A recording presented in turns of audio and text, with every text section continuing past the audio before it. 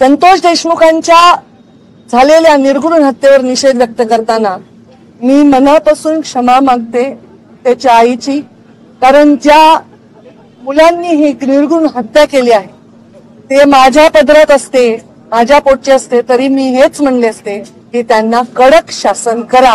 याच्या पलीकडे कोणताही राजकीय नेता, एखादं व्यक्तिमत्व कोणीही भाष्य करू शकणार नाही. आज अजून एक तुमचा एकदम उतावळेपणा येतोय की मी काय गंभीर बोलते याच्याकडे दुर्लक्ष करून. तर धनंजय मुंडेंचा राजीनामा झालाय, मी त्याचंही स्वागत करते. हा राजीनामा फार आधी व्हायला पाहिजे होता, हा राजीनाम्यापेक्षा शपथच नाही व्हायला पाहिजे होती. तर या सगळ्या गोष्टींना पुढे मला वाटतं मीडियातला एकही माणूस रडायचा काल शिल्लक राहिला नसेल. NDTVच्या का कोण त्या लेडी होत्या त्या अक्षरशः ओक्साबोक्शी रडत होत्या. आणि मला वाटतं कोणत्याही अँकरचं किंवा कोणताही जो प्रतिनिधी मीडियाचा त्या सगळ्यांच्या डोळ्याच्या कडा काल पाणावल्या असतील.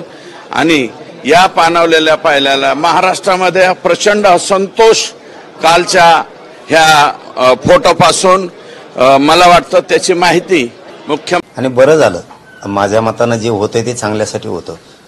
राज्यातल्या लोकांनाही कळणं गरजेचं आहे आणि अजितदादा पवारांना आणि मुख्यमंत्री फडणवीस साहेबांना यांची नियत कळणं खूप गरजेचं आहे. एवढी मोठी घटना होऊन सुद्धा आणखीनही मगरुरी ती अंगात जशाला तशीच यांच्या, म्हणजे एवढा खून होऊन सुद्धा आणखीनही यांना पश्चाताप म्हणता येत नाही. आता तरी खेदानं त्याने ही गोष्ट करायला पाहिजे होती की एवढी मोठी क्रूर हत्या झाली आणि हत्येमुळं आज सरकारवरती नामुष्की ओढली.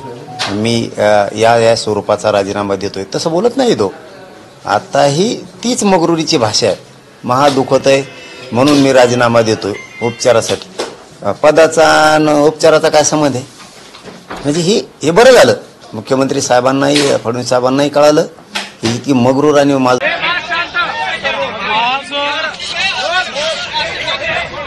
राज्याचे मंत्री श्री धनंजय मुंडे यांनी माझ्याकडे आपला राजीनामा दिलेला आहे. धनंजय मुंडेंनी आज राजीनामा दिला आणि मुख्यमंत्र्यांनी स्वीकारला. मी 2.5 महिन्याच्या अगोदर पहिल्यांदा महाराष्ट्रात मी होतो ज्यांनी सांगितलं की धनंजय मुंडेंना नुसता राजीनामा त्यांनी द्यायला नाही पाहिजे, तर धनंजय मुंडेंची हक्कलपट्टी व्हायला पाहिजे होती. असो 2.5 महिन्याच्या नंतर त्यांनी राजीनामा दिला, पण राजीनामा देऊन विषय संपत नाही. सरकारने ज्या पद्धतीने SITच्या माध्यमातून असेल किंवा अनेक यंत्रणाच्या माध्यमातून असेल जो तपास केलेला आहे त्याच्यापेक्षाही पुढे जाऊन राजीनामा अजून हवाय, अजून राजीनामा हवाय. इतकं सगळं बघून सुद्धा यांना राजीनामा हवाय. एक मुख्यमंत्री अशा मंत्र्याला बडतर्फ का नाही करू शकत? का अजित पवार यांना राजीनामाच द्यायला भाग पाडतात? यांना बडतर्फ करा, असा मंत्री नको, हे आदेश द्यायला 2 मिनिटं नाही लागली पाहिजेत. पण हे एवढे दिवस अक्षरशः म्हणजे मला प्रचंड लोकांचे मेसेजेस आलेत.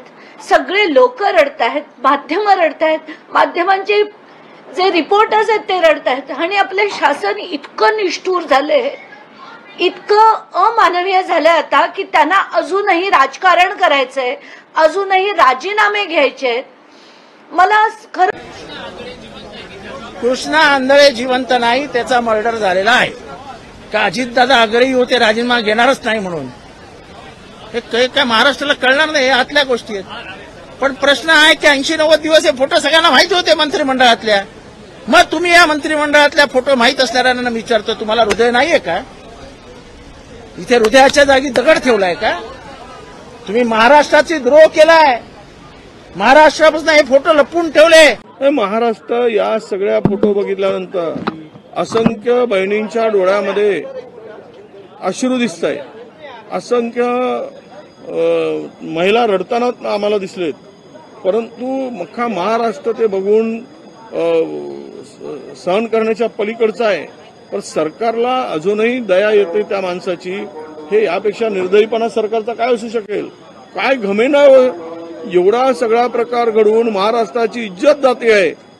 महाराष्ट्र रडतोय, पण यांच्या डोळ्यामध्ये मात्र कुठलीही करुणा दिसत नाही, यांच्या डोळ्यात अश्रू दिसत नाही. असं निर्दयी सरकार कसं असू शकतं? म्हणजे आरोपींना इतकी हिंमत वाढली की त्यांना वाटतं की आमचं कोण काय वाकडं करेल, कोणाची अवकाद आहे. ही हिंमत कुठून आली?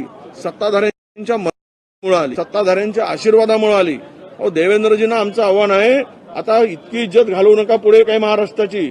तुम्हाला प्रचंड बहुमत आहे, अशा मंत्र्याला लाच